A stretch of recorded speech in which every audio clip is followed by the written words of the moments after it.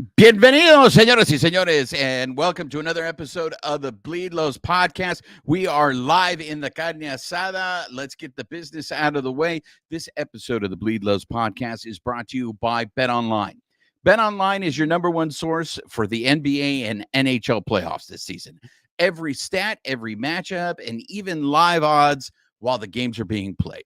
So when the game's over, head on over to our online casino and get in on the game of blackjack or poker or unwind with one of our over 150 slot games.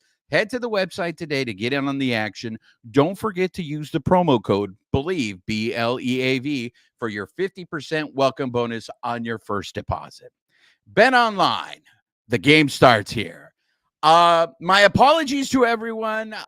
There was a beehive above my house, so it delayed the start of the show. So my apologies. We got it all taken care of, but we are here. I can see we got our usuals. Simeon's hanging out at Jack in the Box. Michael Carrillo is here, so all is good. Joining us on the show, you know him, you love him. That is Canelo. Babyface is here. And Carlos the Gambler finally decided to show his face because he's been ducking Cody this whole time. So before we get into the hot topics for tonight, I want Carlos the Gambler to defend himself and want to know why he's been ducking Canelo this whole time. Carlos, the floor is yours, my friend. So I've been the reason I've been trying to get in touch with Otani to borrow some money to buy you guys a Porsche. So it's been a work in progress, and hopefully by next week we'll deliver Porsche out to Cody. I'll be expecting it. So there we have it. All right, guys. There's a lot of hot topics, but I want to start with the sky is falling. Chicken Little is coming out here. The Dodgers just ended their 13-game in a row stretch.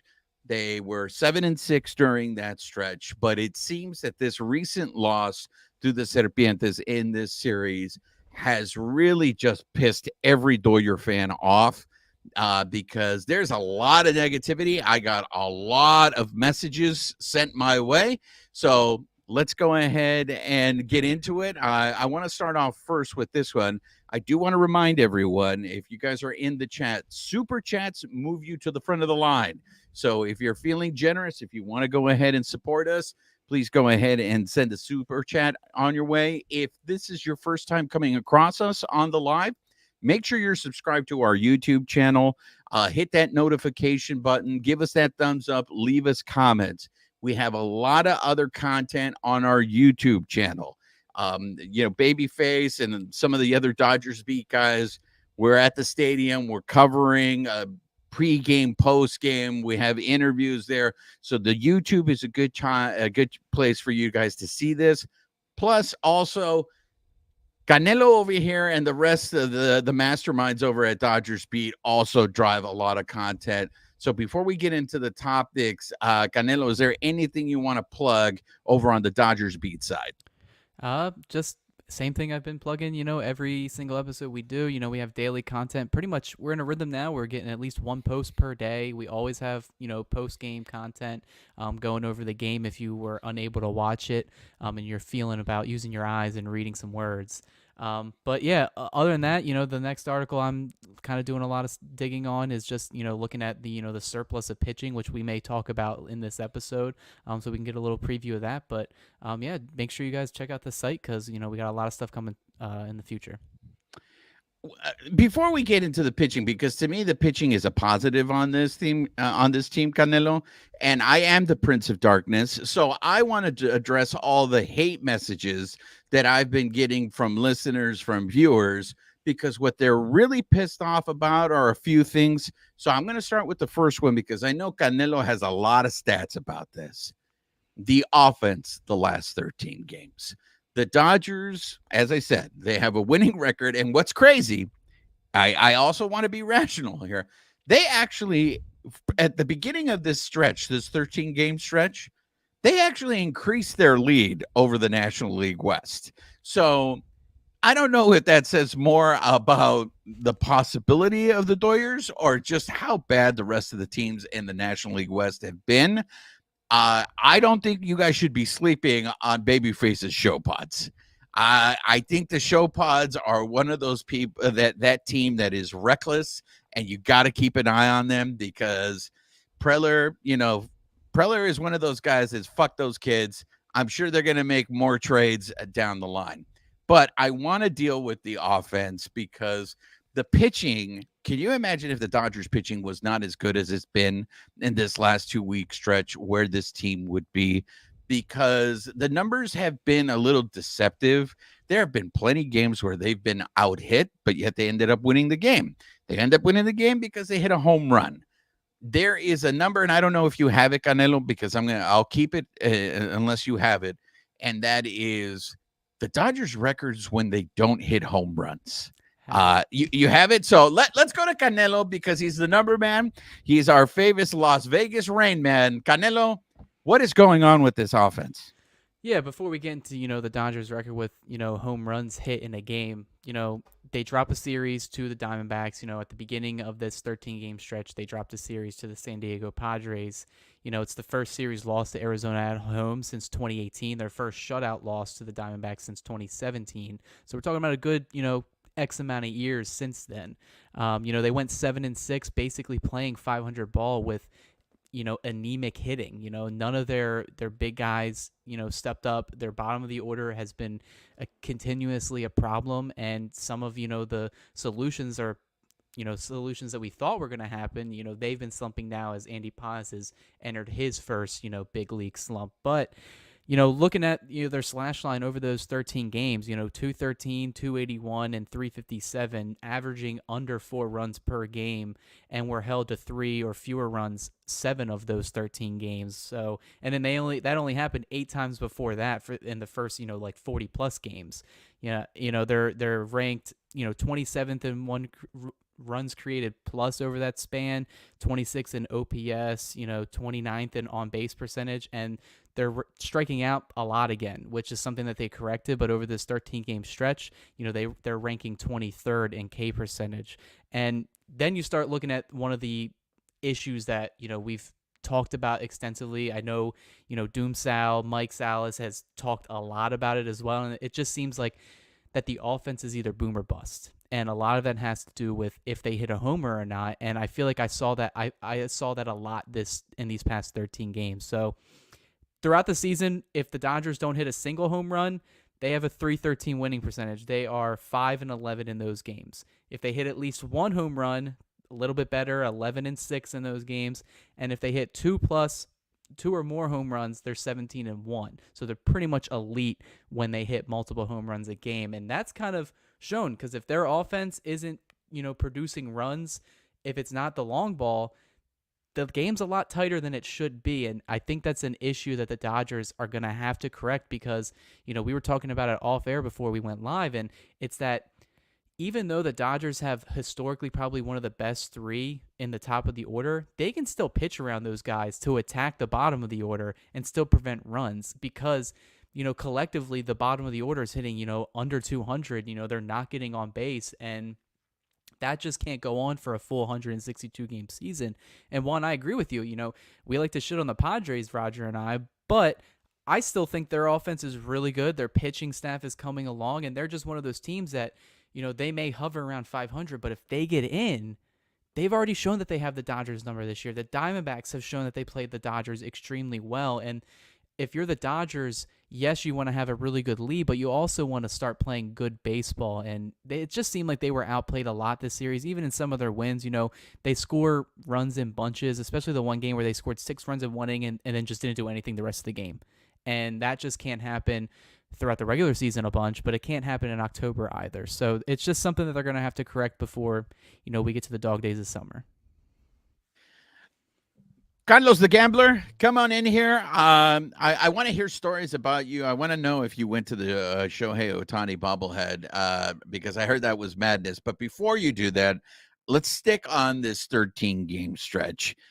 Are you as pissed off as everyone else is that the Dodgers don't win every game? No, because look, I did a smaller sample size. I did the homestand. I did the stats for the homestand, and Look, the big three are definitely in a slump as a whole. They batted 211. The big three. Lux batted 292. So Lux was 7 for 24 in the homestand. And keep in mind that before Tuesday's game, Freeman was batting 313 on the homestand, and Teoscar Hernandez was batting 294. After the Tuesday and Wednesday game, they fell off. I mean, Freeman ended up batting 208 in the homestand, and Hernandez didn't do so bad at 273.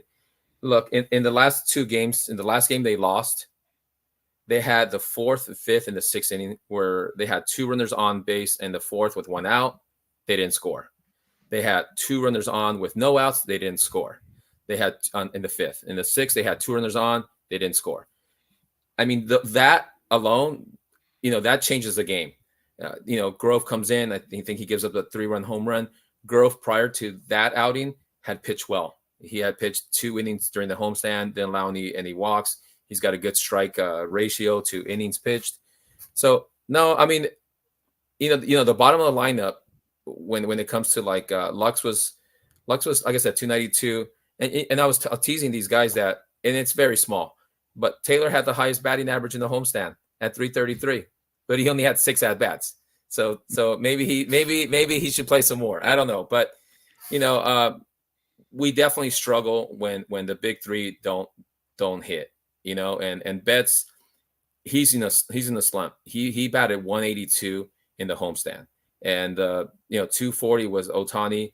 I think he had a home run and he had 4 RBI, 6 hits.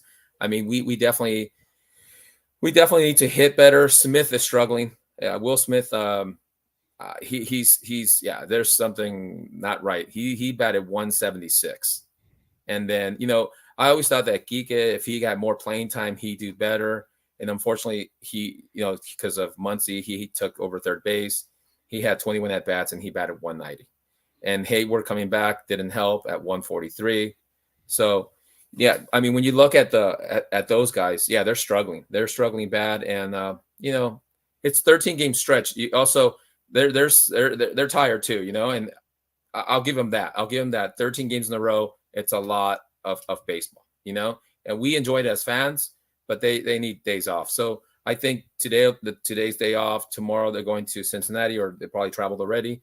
I think they'll be okay. So no, I'm not, I'm not worried. I'm always trying to be positive, Well, but here's the thing, and Babyface, come in on this, okay? I'm trying to understand the panic. I am trying to understand the vitriol, because I don't like going into my social media and getting bombarded with fucking hate messages and being blamed for the reason why the Dodgers are losing.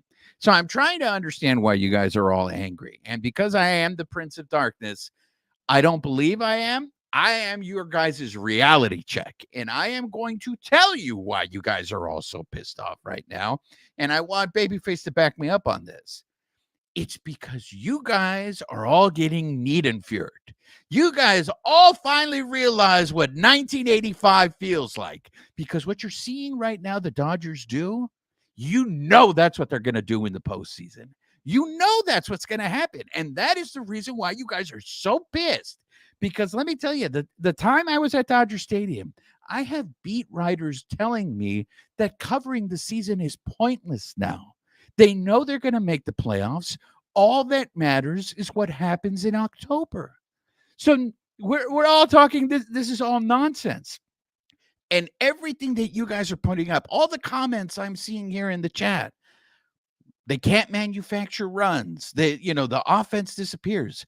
Babyface, what does that sound like? Is that not October baseball here in May? Yeah, that's October baseball. I was telling these guys before the show. Yeah, it's great.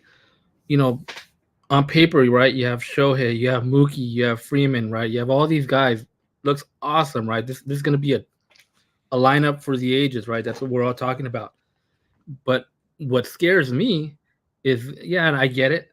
You're going to go up good stretches, bad stretches throughout the year. But what scares me is when you play a team like the Diamondbacks, the Padres, and these guys just go cold, right? You get a pitch. Yesterday, I think it was a bullpen game, right? Who the hell that guy that pitched yesterday for them that came in the second guy, right? He had like an over 6 ERA. I think that's also their kryptonite when they face guys that are like 6, 7 ERAs. Like, they can't hit them. And that is exactly what happens in October. And you can't have that because we see this and it's like, oh my gosh, this is the exact same thing that can happen in October. And we've seen it. They come in, your lineup's hot, and all of a sudden, those guys don't hit.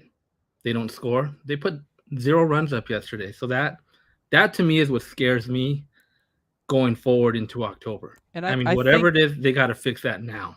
I think when we went into, the season, I'll be honest, like I kind of thought, this is like the best team we put together. I think we all went into the season that way. We looked top through bottom. Pitching staff, that's been like 100% A-okay. I wrote about it on Dodgers Beat, complete 180 compared to last year. They have one of the best pitching staffs in baseball in terms of bullpen, where they're ranked 3rd in ERA, and starting pitching ERA, they're ranked 3rd as well. They are checking off all the boxes there. Offensively, I already mentioned in the show, the top 4 or 5 of the Dodgers order, that's A-okay. Like, they're going to have, some ups, some downs. Will Smith's going through a funk right now. Freddie Freeman isn't 100% right. Mookie Betts is putting in a lot of time at shortstop. Maybe his offense is slumping because of it, and we'll talk about that later. But the bottom of the order, I don't think the Dodgers even expected it to be that bad, is the reason why they're not winning these games, because you're not going to get 162 games of Ohtani hitting over 400. You're not going to get that with the top of the order every single game. The bottom of the order, no matter who they are, you have to have role players, and their role players just aren't playing their role. Chris Taylor's not getting on base. Gavin Lux has been hitting a little bit better recently, and Carlos mentioned this as well, where he's in like, I think 292 over these 13 games. But, in all the outfielders that are on the roster right now that's not named Teoscar Hernandez have a batting average under 200, and that's just not going to get it done at all. And even Jason Hayward, huge veteran presence, I wrote about it. I said the Dodgers are hoping to get some sort of production. Good first 2 games. Since then, he's been pretty much useless. The rest of the team is kind of going through a funk right now. And no matter how good your top 4 of your guys are, when you go into October with that, teams are going to find ways to get you out. And I think the Dodgers will correct that. It just depends on how they're going to correct that. Are they going to trade for players? I don't know. The trade market's probably going to be pretty bad this year, just because so many teams are hovering around that 500 range that are realistically or mathematically speaking still close to making the playoffs. So I think the Dodgers are going to have to either bet on these players getting better or just look inward, because I don't really see much else externally. Okay, let's get into this. You guys brought it up in the chat. I want to talk about Federico. I don't know if you guys saw this, but Federico, there was a video, and I think it might have been friend of the Carne Asada, Dave Vasse, who had posted it, is going through this extensive new training regime. Look, I think it's very... I want to preface this by saying that Federico's hitting 289. In any major leaguer's book, 289 is good. They would take 289, but we are talking about Federico. And I know it's unfair because Federico had a fantastic season last year. I think we underappreciate what actually Federico did last year. Federico is going to be 35. And they always say when that cliff comes, it comes really quickly. Now, I'm not going to sit here and say that Federico's cliff, he's hitting the cliff and he's going to go down. But when you have a player acknowledging that he is having struggles, he is changing his training routine. Like, to me, Federico was a hitting machine. I never thought that guy would slump at the plate. If these guys at the top of the lineup who usually carry this team, Carlos, if these guys don't play at a superhuman level, how do we expect this team to succeed? Right. If that continues with Freddie, yeah, some other players got to step up, but I just don't see that. I mean, I like I shared with you guys, prior to Tuesday's game, he was batting .313.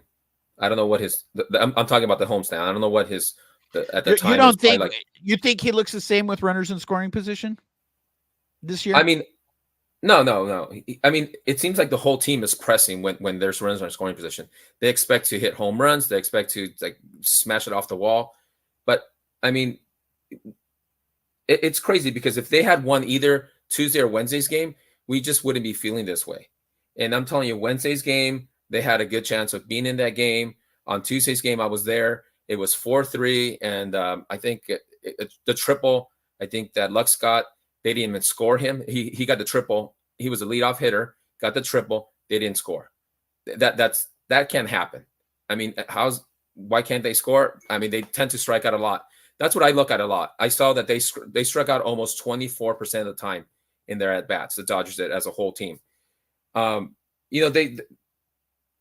just right now I'm just not that concerned. If they go to Cincinnati and they lose the series there, they lose 2 or 3, then I would say, you know what? Okay, there's something wrong with the team. But the last 2 games, and I was telling Roger earlier, the Padres and the Diamondbacks play the Dodgers well.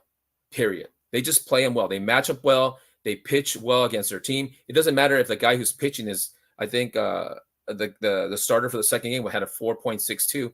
He shut him down in the playoffs last year. He knows the Dodgers. The Dodgers are going to have to figure it out at the end. And look, I'd rather have Mookie Betts and Freddie Freeman and Ohtani slumping now than slumping at the end of the season. At the end of the season last year, Betts was slumping. At the end of the season last year, I remember Freddie was trying to get the 60th double in the season, and he couldn't do it. He had like 2 weeks left, and he couldn't get another double. What happens when they go to the playoffs? They were cold. So look, let them slump early, and let them get out of that slump and play better later on in the season. Look, we're like the 5th best record in the league, and we're just upset that we're not winning every game. I get it. I'm emotional too. When I watch the games, I want to win every game. But you know what? We are. I mean, we're going to get the bye again as of right now. I just don't. I'm not worried. I just think that this is the lows of the season, and we'll get out of it this road trip.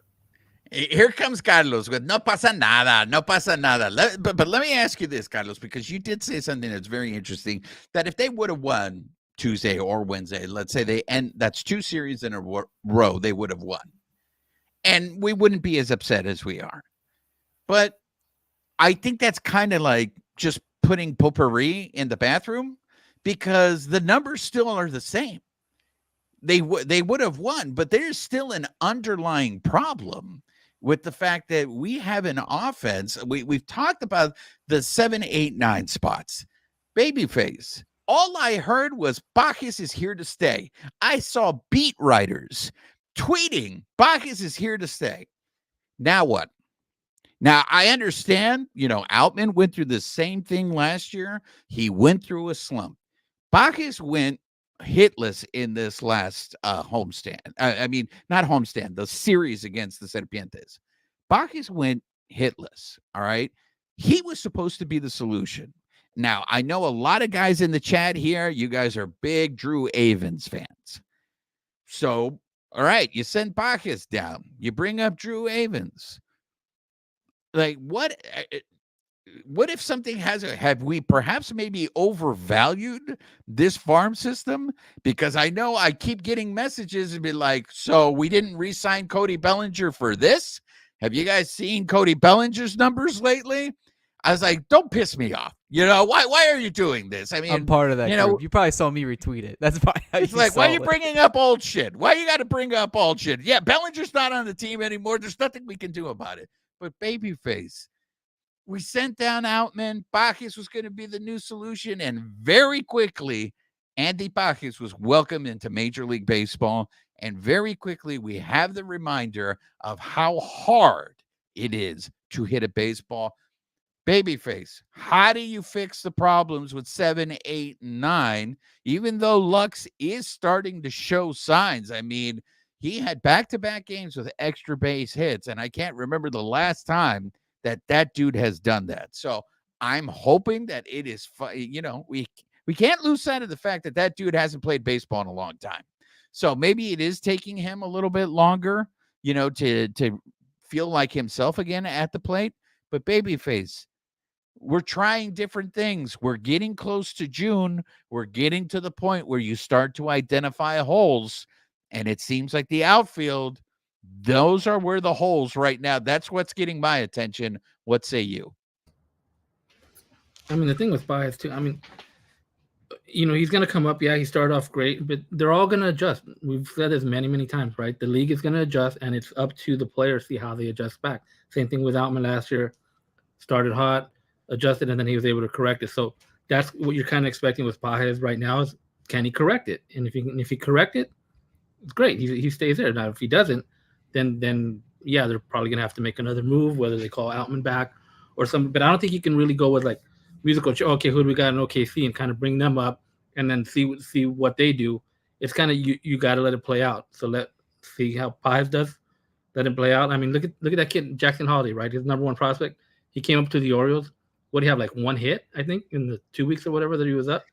In his defense, they really sped him through the whole system. And I mean, that poor guy didn't even have time to get a cup of coffee in some levels, and they were already moving him up.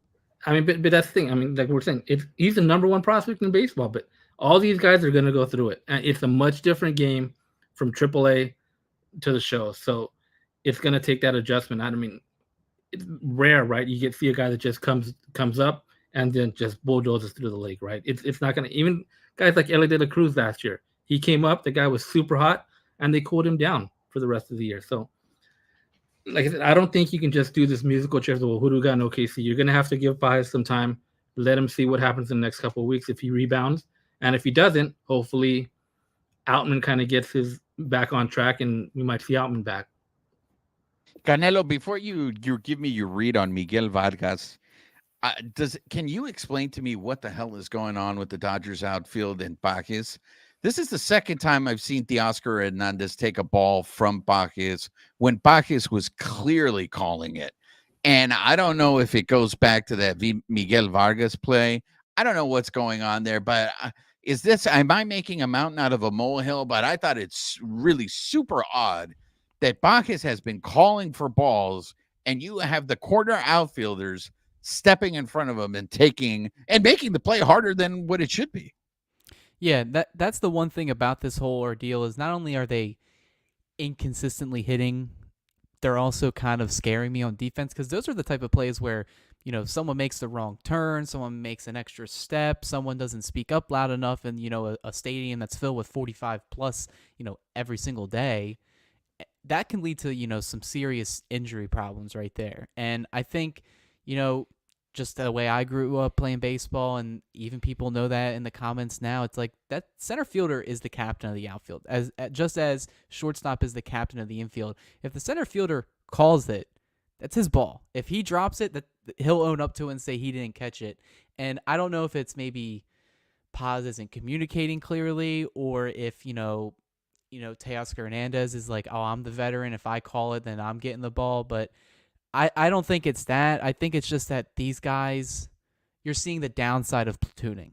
And the downside of platooning is that you don't get to play with the same unit all the time. I look at some of these teams, like the Cubs or, even the Braves and even the Phillies to an extent. And not only do they position their fielders well, their fielders play the same position every single day, and they bat in the same order every single day. It kind of makes me a little bit nostalgic. I'm looking back, I'm like, oh my God, 1 through 9 is the same every single day. I can't remember the last time the Dodgers did that. Obviously, the top 3 or 4 of the lineup is the same, but in terms of positioning, it was cool when we had like 1 or 2 players doing it. Now that they kind of rotate it with every single player on the roster, minus a few names, it can be hard, and not every player can, adapt to that. But the Dodgers have specialized it. But this year in the outfield, we've had Chris Taylor start games out there. We've had Kike Hernandez start games out there. Miguel Vargas, welcome to the club again. You're starting in left field as well. It's going to take some time, but the only way it works is if these guys play together long term. If, Vargas, in my mind, I assume he'll probably go down once he's activated. So then you're going to be rolling somebody else out there in left field again to communicate with. So that's something they'll have to address, but that only just takes time and practice. Hey, Juan. Yeah. Yes, Carlos. So I'm looking at the comments, and I was going to say, look, if we're just basing solely on numbers, then the solution, I think, and people in the comments are saying it too, look, put Rojas at short, Lux at second, and put Mookie back at right field. And that, by getting rid of Hayward, your batting average in the outfield is going to increase. and your overall batting average as a team is going to increase. And I'm sure your OPS and your slugging all is going to increase as well. So that's one solution. And then regarding Pages, he was slumping before they optioned Outman. I thought that they should have optioned Pages so that he wouldn't have this slump, because he was striking out already. But they said Outman. I say no, because this way you had 2 righties, 2 lefties, and then you could platoon, and Pages wouldn't have this downturn that he's having right now. And I don't know if he can get out of it being up in the major leagues. I think he'll eventually be optioned to go down to fix that, whatever it is that he's struggling with. Yeah, you know what? I feel poor Miguel Vargas still just does not. I haven't seen anything different. And I know it's a very small sample size because the guy isn't getting a lot of playing time. But at the plate, he looks a lot like what he looked like last year. Babyface, are you seeing anything different from Miguel?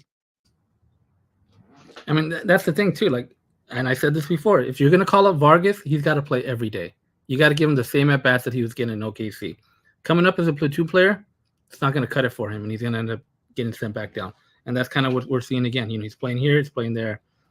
He needs to play. They needed to give him at least like a 2-week runway, see what he can do. And if they're not going to do that, might as well send him down and see what you're going to do with him. That play that he made in left field on Tuesday, am I the only one that saw that did not look natural? And I was just like, was he close to dropping that? Am I the only one? No, because he's just a natural. He's not a natural left fielder. He is an infielder, and he played primarily third base, second base, infield. That was his entire time coming through the minor league system, was infield. But now, since Mookie Betts is a wannabe shortstop, they have to pivot because the infield's crowded now. The outfield has options, and Vargas, they moved him out there. Every single one of his starts in AAA OKC was in left field, and it's easier, I would say, to learn the outfield. But if you're a player in his entire life that played middle infield, like that's a big change for you, and it's not for everybody. Yeah, and look, I feel bad for the guy because I see the guy when I'm at the stadium. I see the guy putting in the work. He's working with the coaches. He's doing what he can. He is put in a position. Again, for me, the important thing is you got to put players in positions for them to succeed. I don't know if he's been placed in a position for him to succeed. But for you Sangrones who are online right now, I just want to let you know that when the Bleed Lows podcast is at the stadium covering the games, we ask the questions that nobody asks. Okay. Like I asked Miguel, how comfortable are you out there in the outfield? And I know Miguel's looking at me going like, what the fuck you want me to say? I'm trying my best out here. But it's one of those things where as much as we want to hear and crap, and I know Dennis is saying, is he our number one trade chip? Dennis, I'm going to say no, because we haven't put him in a position where we can showcase him, where the Dodgers can showcase him and be like, look, all Miguel Vargas needs is playing time. We don't do that because he plays one game and then sits 2 or 3 games. We don't see him again. How are these kids supposed to have any rhythm? This whole, the Dodgers have so much depth. It's what Canelo said. They are what the one thing they are committed to is the system. They are committed to this is what gets us success, and we're sticking to this. And don't worry, by the end of the season, they will have won another division championship, and everything is going to be fine. You guys are all going to love us. But it's May. It's May, and everybody's losing their freaking mind already because they know come October, we know what's going to happen, right? Carlos, what are your thoughts on Miguel Vargas? You know what? Yeah, the guy doesn't get a chance with the Dodgers, and he's not going to get a chance with the Dodgers. It's just not going to happen. As much as we beat it with a dead horse, we're saying, hey, he needs more playing time so that he can show his skills and his talent. I just don't see it happening. I think he's definitely a trade chip. I don't think he's number one trade chip, but I just don't see a future with him with the Dodgers. What was his stat? I think he was 7-for-1. He batted 143. I mean, it's very small sample, but still, I mean, the guy, you know what I will say though, on Tuesday's batting practice, I get there early when I go to the game. and he was hitting some shots, man. He was hitting some line drives all the way out to the bleachers, and he looked good in batting practice, and it showed in the game. I think that's where he got his only hit of the season so far. So you know what? I think he'll be traded for sure. I just don't see him long term with the Dodgers. I don't see him finishing the season with the Dodgers. All right, we got another super chat here. Dennis Gonzalez, Bleedlos, the bad boys of sports podcasting. That's right, Dennis. We have a reputation, unfortunately. Whether it's good or bad, we have a reputation, and I'll leave it like that. I know a lot of you. Thank you, by the way, for your contribution, Dennis. We really appreciate your support. I know this was mentioned a lot in the chat, so let's get to it. I don't know if you guys saw the post-game interview with Mookie Betts on Friday. He was pretty down on himself in terms of his defense at shortstop. And so I was covering the game on Saturday, and friend of the Carne Asada, Juan Toribio, made a very pointed question to Dave Roberts, and that is the demands of playing shortstop every day affecting Mookie? Like, is he getting drained, and that's affecting his performance? Roberts, of course, is like, look, I want to be clear here, guys. When I'm covering the team and I'm at the stadium, Mookie is out there taking ground balls at shortstop every day. He's there with Miguel Rojas. The two of them are constantly working. And it seems like the majority of Mookie Betts' errors are throwing errors, which is kind of weird because he has such a strong arm. But, I mean, this guy puts in the effort. It is very demanding to play shortstop. And I know Carlos already said the solution is just move him into the outfield. On Sunday, Bill Plunkett brought it up again. What I'm saying, guys, is this is a narrative that I don't think is going to go away. I see it on social media all the time, the Bo Bichette trade. Do you guys know what Bo Bichette is hitting right now? Do you guys really want Bo Bichette? Do you guys think Bo Bichette is going to be the solution for the Dodgers at shortstop? Babyface, come in here. I want to go to you first.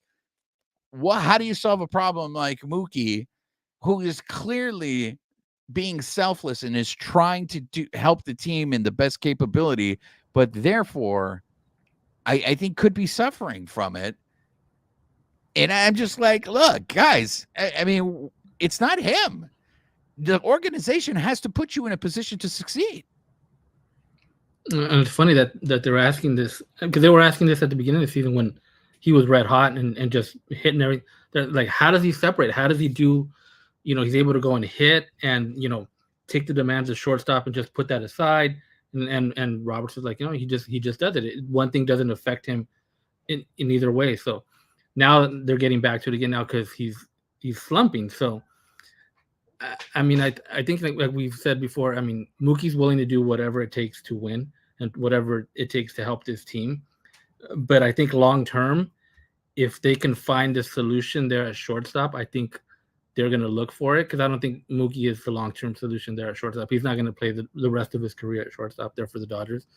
But, somebody like Bo Bichette, we're talking like, is it just a down year for Bo Bichette, or is this kind of who Bo Bichette is? I mean, Bo Bichette's been an all-star, right? So you kind of expect him to be a pretty good shortstop, but is it just a down year? I mean, he's playing for the Blue Jays. That whole team's not very good at all. I mean, does that all factor into the down year that Bo Bichette is having? Would a change of scenery affect him, right? You mentioned Cody Bellinger. So Bo Bichette comes to the Dodgers. Is he a different Bo Bichette? Right? I mean, that's the gamble they're going to have to decide ultimately, by trade deadline. Canelo, I know you're a numbers guy, so I know the numbers say that Mookie is not bad defensively, but what are you seeing with Mookie? Yeah, you're right. The numbers, I'll kind of spin through them real quick. He's not terrible at shortstop defensively. I feel like any error that he makes is going to be under a microscope just because of him being who he is, him doing what he's doing. And, a lot of Dodger fans, are going to criticize it because some of his errors are, costing us runs and that end up losing us games. And I think that's where it kind of, that post-game interview with Betts when, he was saying that it's really hard. It's really hard to play shortstop at this level. it's eating him up a little bit. In terms of his fielding percentage, he's at 955, which is under league average. It's also under the average of 970 for, shortstops league wide, and that's all of them combined. He does have 4 defensive runs saved, so he's doing something well there. But then if you look at, his outs above average, he's ranked in the 5th percentile, which is, bottom 5 of the league. He's 21st percentile on arm strength, which I think out of all the things that have been kind of concerning is just his arm in general fielding it short. I don't know if it's like he's rushing throws, he's making sidearm throws, he's kind of every single time he makes a throw, it's a little bit different. And I know fielders at this level, sometimes, you got a Manny Machado who can just, sling it sidearm and he makes it look easy, but then Betts moving from, outfield to second base to shortstop, it is a different throw. Anyone that's played it on a baseball field and you play on the grass, which is where most shortstops play, you realize how deep that throw is, and it can be a challenging thing to look at, especially mentally. But in terms of if it's affecting his offensive numbers that we've been saying, if you look at his last 20 games, going back to, the end of, April, he's hitting 256. He's got 20 hits. He's got 2 home runs, that's the concerning part right there. It seemed like his power number, Mookie Betts always goes on these like hot and cold streaks when it comes to extra base hits. It seems like he's on a cold one right now.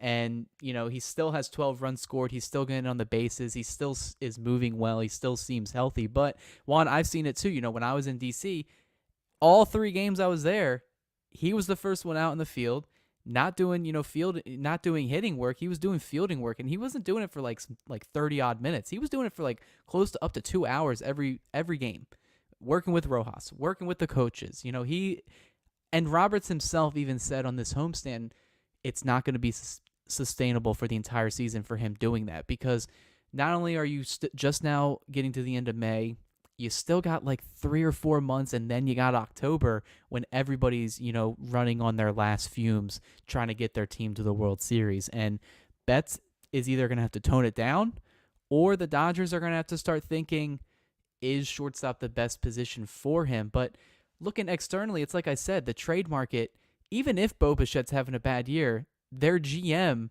said that it would take an astronomical asking price to move him or Vlad Guerrero Jr.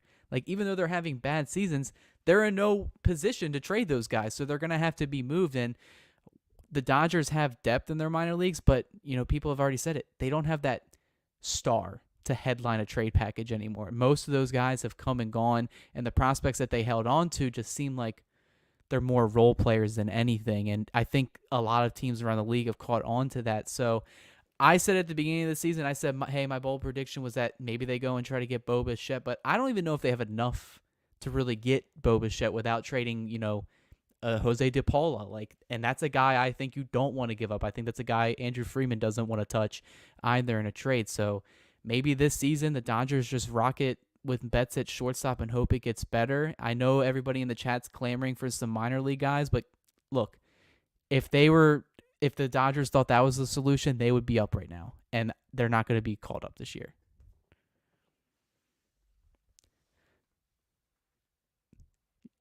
I'm leaning for the Danny Duffy Award. So it looks like I'm going to win my first Danny Duffy. Carlos the Gambler. I know you're the positive one on here. You're the positive princess today.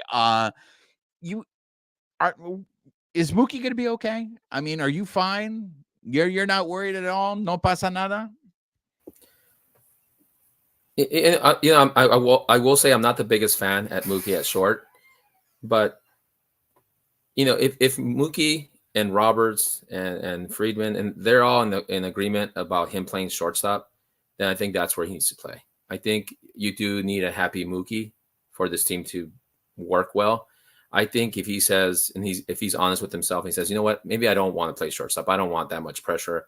Maybe I don't mind running in from right field 9 times a day, right? 9 times a game, because he was complaining that was like so much, it wears him down. But I just think that if he wants to play shortstop, you got to give him the shot and you keep him there. If he doesn't want to play, ship him out to right field. He's a great right fielder. I think Rojas, I know that people are talking about his durability.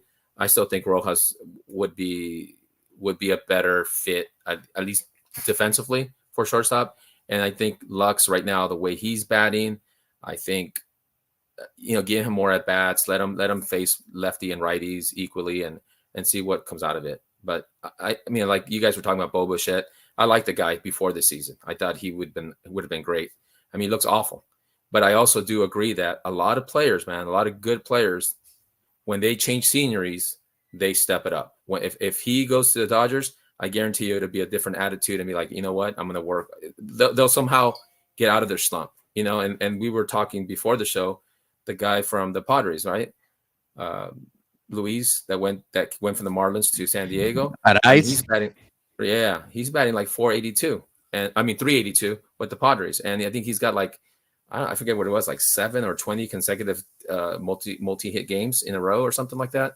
I mean, he's batting really well. I mean, we all knew he could bat. He's won the title in both leagues, but just to change the scenery, it just gives you that newfound energy. Look at Bellinger when he went to the Cubs. His first year, he looked great.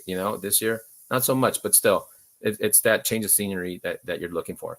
And I disagree with Cody a little bit. The Dodgers do have the farm. They have the minor leaguers. They like their kids. They're not like the Padres where they F their kids. They like their kids. Fuck those kids, man. The Dodgers like their kids because the Dodgers could give them Vargas, Pages maybe if they really wanted someone like Bobblehead. So no, I think right now I'm not worried. I think it's good. I mean, they're happy. Did you just see that video where they pranked Ohtani in the dugout? Yeah. Did you guys see that? Yeah, they're having a good time. They're not if they're playing around and they're not worried. We should kind of like ease up and not worry.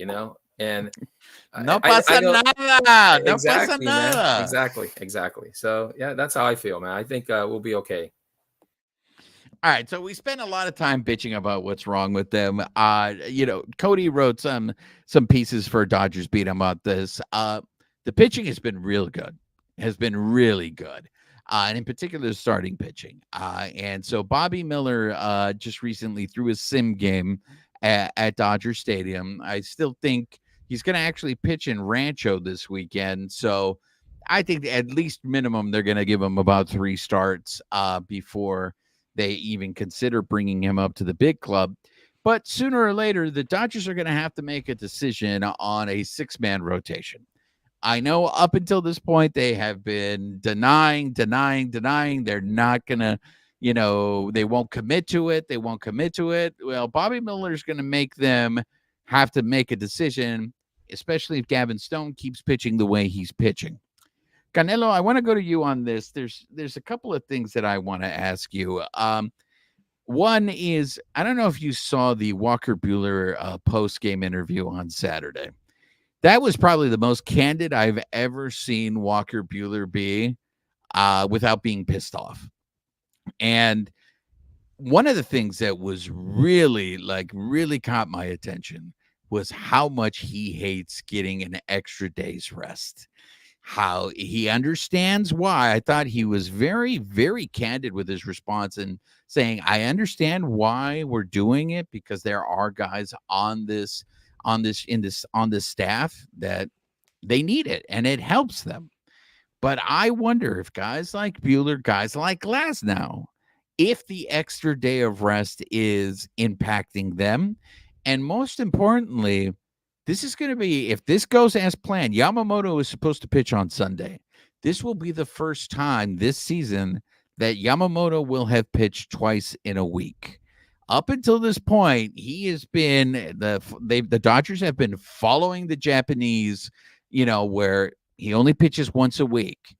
And I always sit there and I wonder, well, I don't know how that's going to go ahead and fly here in the playoffs when they need him to go twice in a week. So this may be, if they decide to go through with this and he pitches on Sunday and they don't do a last minute bullpen game on Sunday, this will be the first time he's doing it.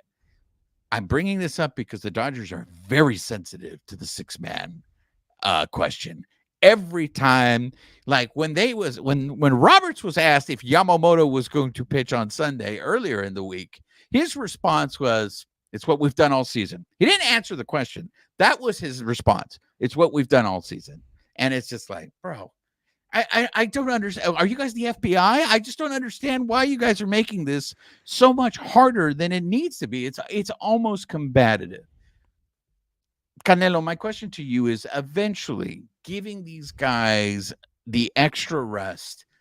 I know you have your own theories on load management, but what do you think about getting the extra day's rest? And do you think Yamamoto is going to make that start on Sunday? So it's a big point that me and Clint talked about in his recent episode that you guys can go check out if you want some more opinions on it after this live. But the idea of a 6-man rotation for the Dodgers just makes all the sense in the world. And I think for the future of the sport, due to how many arm injuries there have been, I think that's the future of baseball.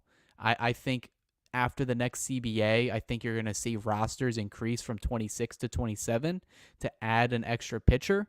That way teams have that, ability to build a 6-man rotation. And they're already, training these guys now. Like we see on the Dodgers farm system, a lot of these guys don't even know what the 6th inning or 5th inning is. They go for 4 innings max, maybe 5 innings on a good day.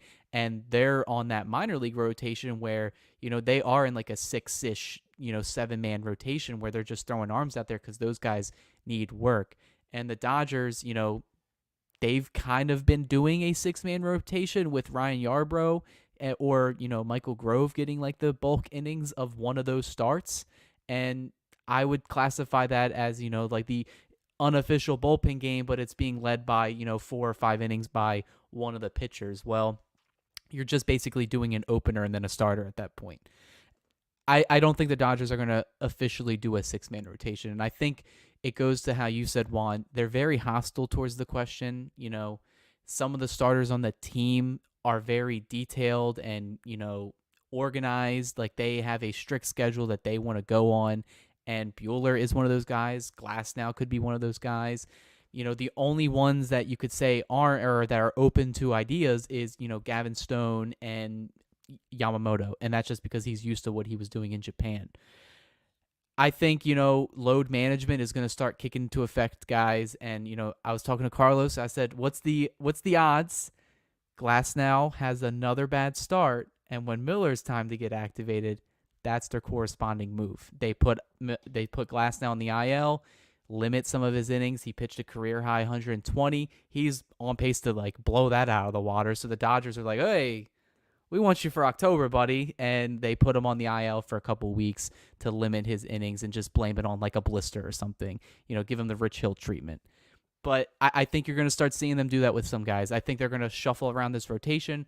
They're going to shuffle around the bullpen. They're going to, whatever guys have options, take advantage of that. What other guys that have underlying health issues, take advantage of that, hit them with a bat in the knee or something and then send them to the IL because they're going to have to get these guy innings. And that brings up the big point that I'm kind of like thinking ahead right now.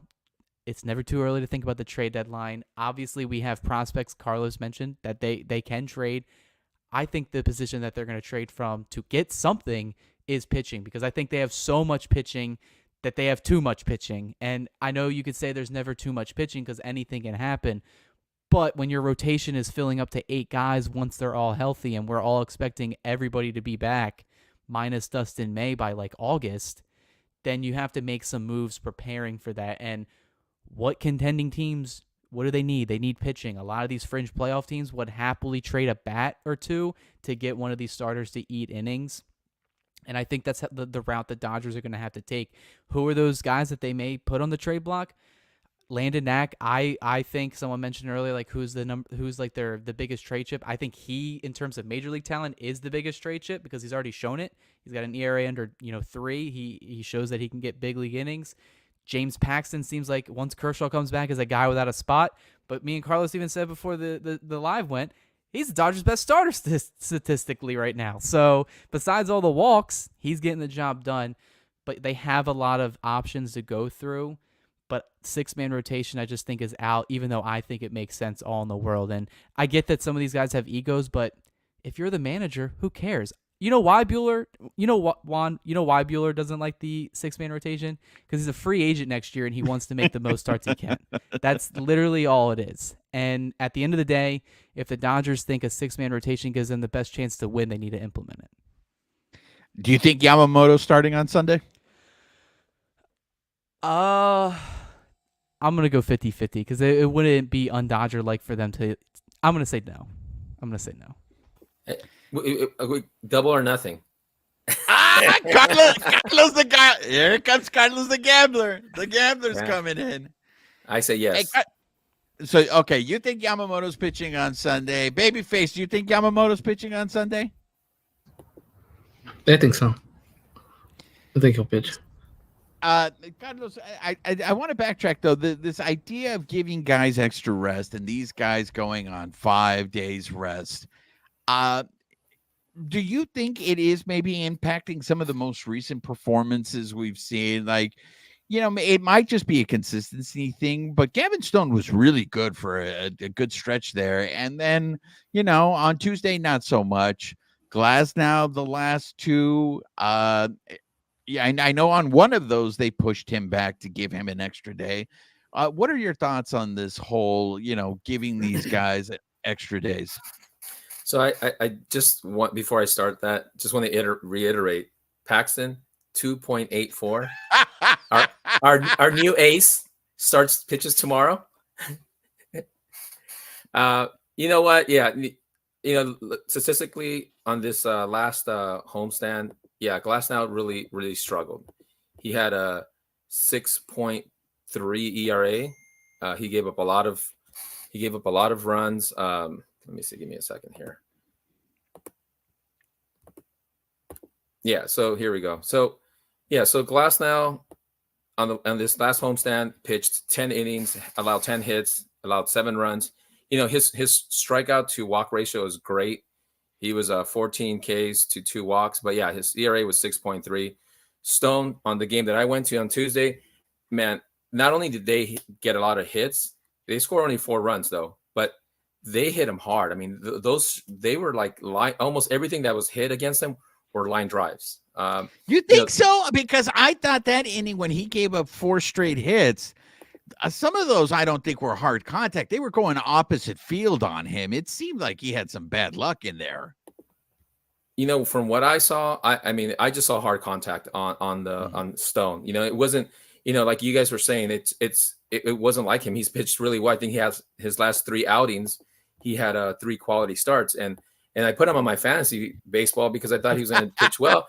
And then it backfired, man. There it comes. Here's the real issue. Carlos is pissed because his fantasy team got screwed by Gavin Stone. Yes. So he did screw me. But you know what?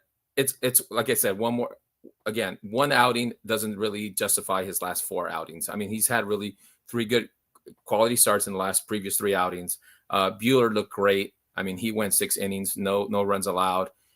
Landon Knack, if he gets traded, I'm gonna be really sad, man. That guy's a pitcher. He doesn't even throw super hard. He's just a good pitcher. He can pitch, And then Yamamoto did okay. So I mean, overall, yes, the starting rotation is not too bad. Glasnow, I think, will figure it out.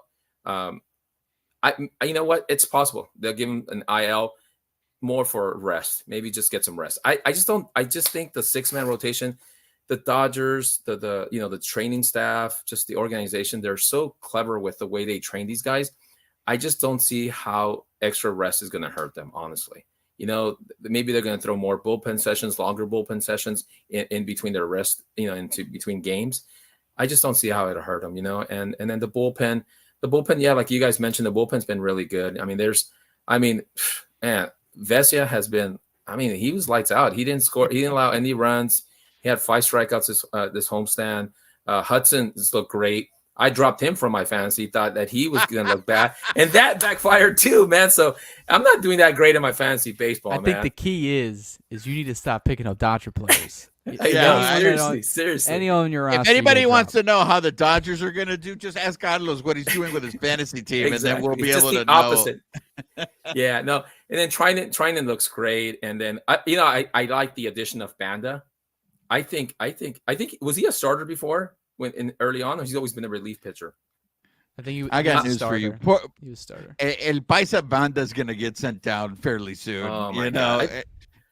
and I all think he he's has done it. is all he's done is performed. But he's going to get sent down. And then I have a question, Juan. How come all your cousins are on the pitching staff? You got two Ramirez's. What's up with that, man? Hey, because we're good at the baseball. You know, I can baseball tell. been very, very good to me. Baseball been It very, very has, good man. to me. So no, the 6-man rotation I think is a positive thing. I don't know why the Dodgers keep, like you guys were saying, why they keep it's such a secrecy to them and for them to admit that that's where they're going. All right, so let's be fair. Here is Robert's explanation. Here is Robert's why the Dodgers don't do that. Because if they do that, they lose an arm in the bullpen. And that has been their big thing. But for me, it's just like, but you end up having bullpen games. You end up burning the bullpen anyways.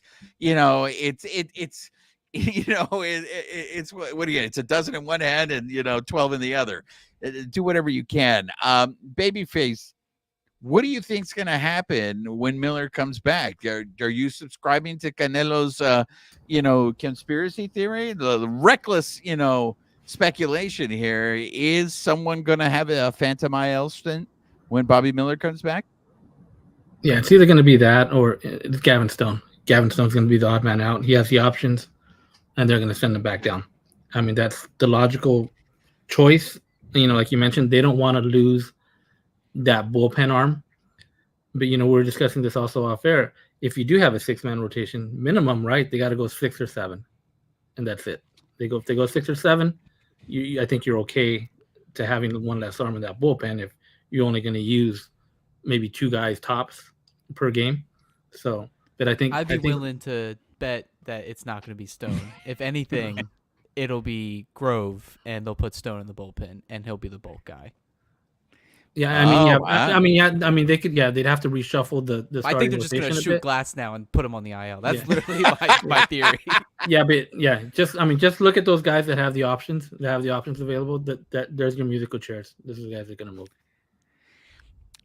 Look, I mean, that's the 2024 Doyers for you. You're playing good. You're pitching well. All right. You're getting sent down. Congratulations. Welcome to Dodger baseball. All right. Before we wrap things up here, I do want to ask Carlos. Carlos, were you at the Shohei Bobblehead Madness? Give us a first-hand account. You were also at the game where someone decided to be a pyromaniac and light a bonfire out in the parking lot. Did you find out how the hell that car got on fire, Carlos? It looked like literally somebody threw what are those things called? The ones that it's a liquor bottle and you light it with a rag. Molotov cocktail. There you go. It looked like somebody threw a Molotov cocktail into a car. Do you have any updates for me on the fire in the parking lot since you were at that game? No, I did see the fire. I noticed it from my seat, and I could see it was black smoke. So I'm like, that's fresh smoke, a fresh fire. I didn't see it until I forget what's his name. He posted on Instagram, and he actually had the shot. He actually had a video of the car on fire, and it almost looked like it crashed into something, but I don't think it did. I don't even know how it caught on fire. It could have been an EV for all I know. And I think it was a fan just trying to get to the game, like speeding in, and they were just burning in, and as soon as they parked, it ignited. Yeah, because it was Mookie Betts bobblehead that day, and just so you guys know, there was plenty to go around on Mookie Betts. Plenty. The Ohtani bobblehead was crazy. So you guys know that as a season ticket holder, you are allowed to go in to the parking lot, the stadium 3 hours before the game, so 4:10. But prior to that, you can go into the stadium. I believe it's at 3:30. That's when they allow you to walk and line up by the center field gate. And so for whatever reason, the Dodgers decided, hey, you know what? Today, we're not going to have that. And they canceled having the season ticket holders come in early. So when I got there with my son, we lined up and people were outside and they started opening the gate and they're like, okay, you guys can't come in until 4:00. And it was the first time also that they checked to see if you had the actual membership so that you can come in. So they actually checked everybody's membership on their cell phone, and they made sure that you were allowed to come in early. And then somebody, I won't say his name, He's like, you know what? F this, guys. Let's go. If we all go in together, they can't stop us. I'm like, oh my God, it's like an insurrection. I'm like, we're gonna overthrow the Dodger Stadium. Man. So we all went in. Was So it about Blake 40 Trinan? Was it Blake Trinan? Was he the one that did that? Two No. shows nightly at the Pacoima Hilton, everybody. Thank you. So we go in, about 40, 50 guys go in, and or men and women go in, and we line up. And the security never showed up. We lined up. So we had no problems. At that point, we just had to wait till 4:10 till they open the gate. Now, the controversy was the gray bobbleheads, the 1700. I'm about 20 people back to get into the stadium. And about I don't know, maybe 4 or 5 people in front of me, this guy literally got handed 4 gray ones. And I'm not upset. I'm not upset that I didn't get one. I'm upset at the randomness of the whole process, because the Dodgers are they're advertising it on their on social media, on their website, randomly giving away 1,700. Well, when somebody gets 4, it's not random, So, that was a little frustrating, but it is what it is. I didn't get it. I hope that when they do the next Ohtani bobblehead, August 28th, that it's the gray one they give out. And so that would be great. And then it would be 1,700 at the white ones, but it was crazy. So like we didn't have a problem, but once we got in, the boxes I think they were ran out in the outfield, left field, field level entrance. I want to say by like 6:15, less before 6:30. I didn't see any kids crying. I never really see kids crying. I do see, I will defend. I know a good friend that watches you guys all the time. And I'll give a shout out to Alvaro. He mentioned that, how, a lot of grown men are getting bobbleheads. Look, not Juan. Right. Not Juan. Not me. I'm a grown ass man. Yeah, you know what? It's become a business. It's not any. These bobbleheads are not like for little kids. I see people on posts. I don't play with dolls. Well, they're not dolls. They're actually collectibles now, and they're worth money. They're action figures.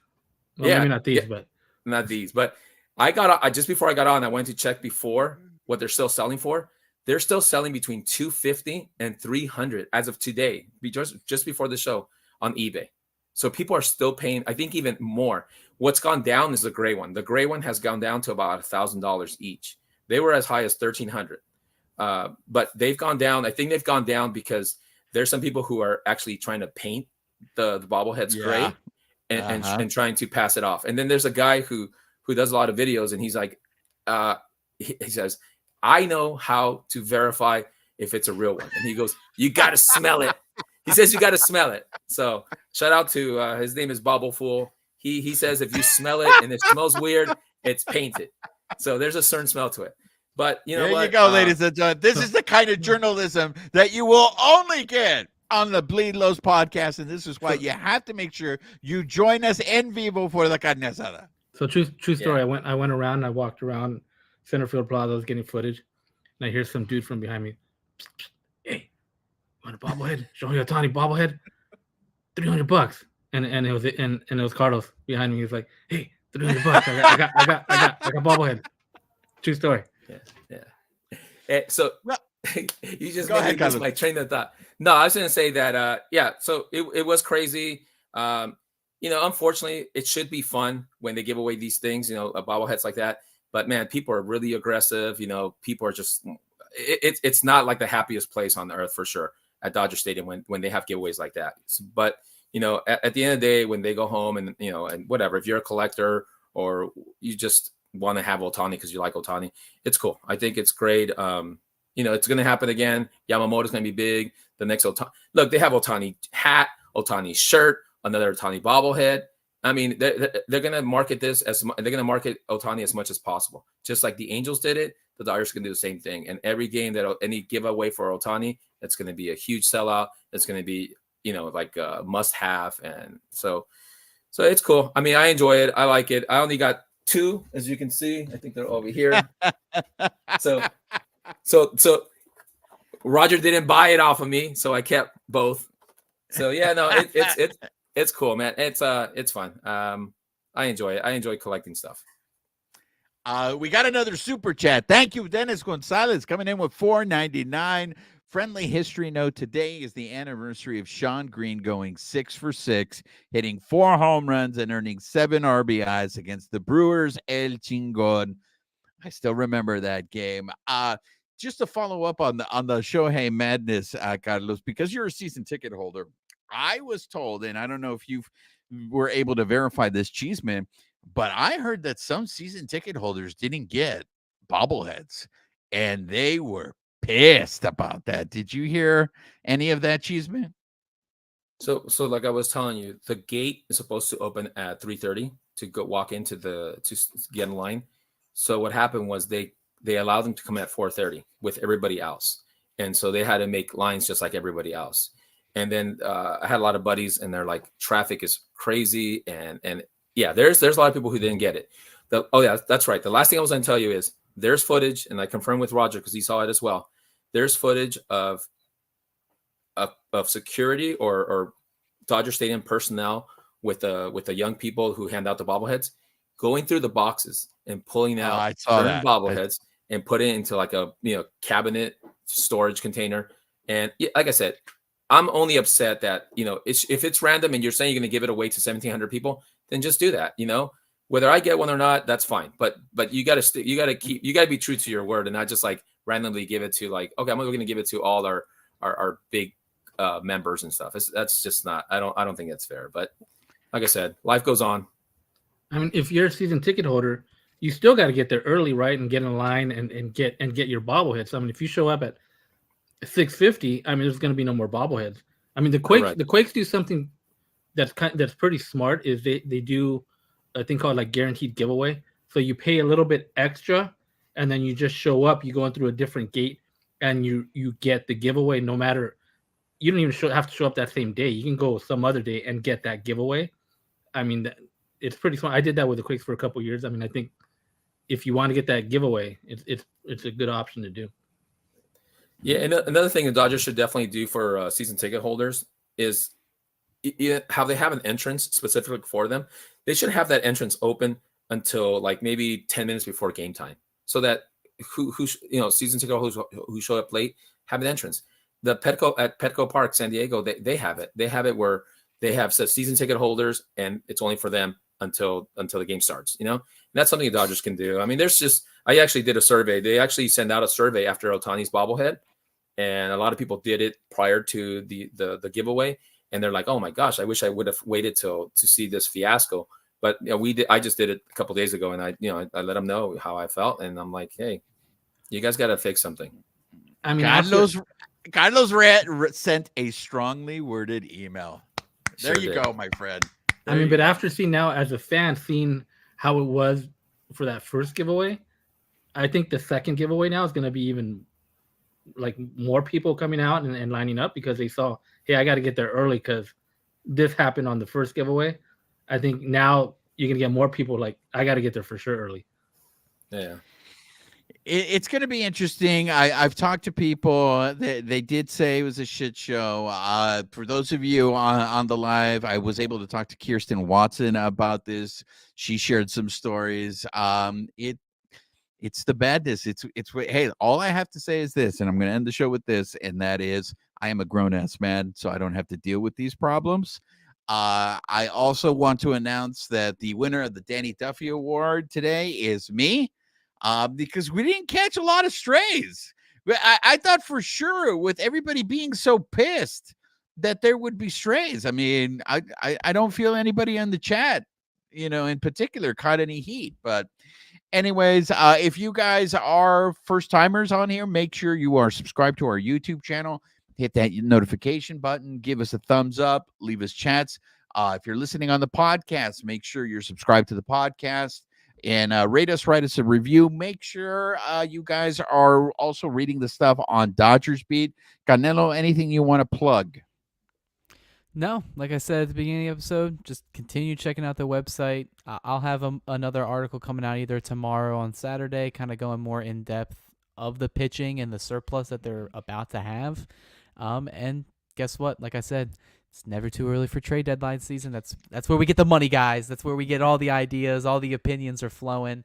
It'll be a really good, interesting couple months. So definitely subscribe here, go like the page, and then go visit the website as well. And then turn the notifications on. We're having a lot of content coming out, especially when we're covering the team on the homestand. And then we do the weekly rewind episodes as well. So that's about it.